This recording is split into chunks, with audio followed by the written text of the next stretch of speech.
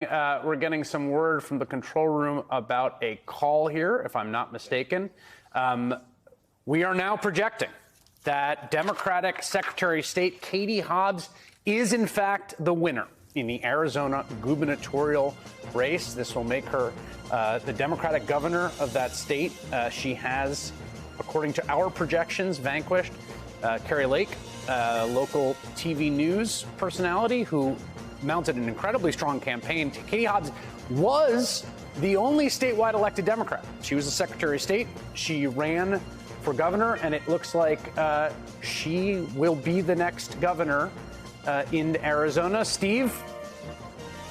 Well, that's why I was kind of stalling for time here, because I had a very, everyone, we all understand. I had a very strong feeling this was coming, and I was running out of ways to say it without saying it. But yes, this was an advantage of over 20,000 votes with, Maricopa now pretty much exhausted in terms of remaining ballots. Pima County may have a few, but anything to come in out of Pima is probably going to benefit Hobbs.